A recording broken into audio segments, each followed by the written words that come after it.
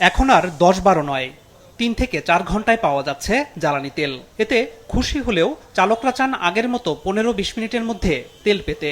৮ ঘন্টা ১০ ঘন্টা সিরিয়াল দিয়ে আমি পাম্পে তেল নিয়েছি, কিন্তু আজকে একটু সময় একটু কম লাগছে। আগে মনে করেন ৭-৮ ঘন্টা লাগতো, এখন এই যে ২-২.৫ ঘন্টায় আই পড়ছি এনে। ৪০ মিনিটে প্রধানমন্ত্রী কাজের ওই পাশে ছিলাম, এই পর্যন্ত আসছে ৪০ মিনিটে, হয়তো আরও ৪০ মিনিট লাগতে পারে এখানে আমাকে। তেল নিয়ে বিশেষ করে আগে ইনডিসিপ্লিন ছিল বিভিন্ন জায়গায়, এখন ইনডিসিপ্লিনটা কমে গেছে, খুবই কমে গেছে।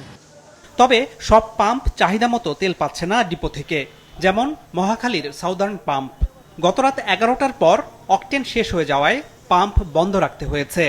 আজ দুপুর ১টার দিকে তেল আসার পর ফের দেয়া শুরু হয়। প্রায় ১৪ ঘন্টা পাম্পটি বন্ধ থাকায় এখানে বেড়েছে গ্রাহকের অপেক্ষা। সকাল তো ৯টাতে শুরু হয়েছে, এখন পর্যন্ত সিরিয়ালে আছে। অনেকে অসুস্থ হয়ে পড়ছে, অনেকে বমি টমি করতেছে, মাথা ঘুরা, তেল পাচ্ছে না বা তেল এখনো আসে নাই। আর আগে আমাদের গাড়ি 7 টিপ 8 টিপ 9 টিপ মারতো টাকা চিটা, এখন 4 টিপ 5 টিপ বেশি মারা যায় না। তেলের সমস্যার কারণে 2 দিন ধরা যায় গাড়ি থেকে। পাম্প সংশ্লিষ্টরা জানান, চাহিদা মতো তেল পেলে আর ঢাকাসহ আশপাশের এলাকায় সব পাম্প সচল থাকলে তেলের লাইন একেবারেই কমে যাবে। কমপক্ষে হলো 18,000 22,000 লিটার আমার তেল দিলে আমার সমস্যাটা হয়ে যায়।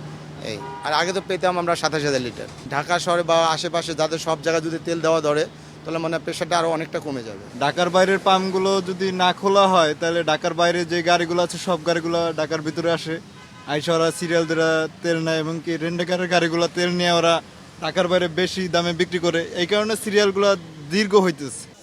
ফুয়েল পাস চালু করায় মোটরসাইকেলে ফিরেছে শৃঙ্খলা। তবে এই পাস নিয়ে বিড়ম্বনার কথাও জানান চালকরা। প্রতি মাসে ৬০ লিটার তেল এই লিখিত রাখতেছে, আর এর জন্য সুবিধা হয়েছে, আবার অনেক দিক থেকে আবার অসুবিধা হয়েছে ভাই অ্যাপের জন্য। ঢাকার বাইরের লোকজন মনে করেন যে গেলে দিচ্ছে না তেল, আমার এখান থেকে আমি ঢাকার বাইরে যাব, আমার ৬০ লিটার অতিক্রম হয়ে গেছে, এর জন্য আমি আর তেল পাবো না, এই জন্য একটা প্রবলেম না। ডিপো থেকে তেল আসতে বিলম্বের কারণে সকালে গাড়ির চাপ থাকলেও বিকেল নাগাদ তা অনেকটা কমে যায়, জানান পাম্প কর্মকর্তারা। আনোয়ার হোসেন, মাছরাঙা সংবাদ, ঢাকা।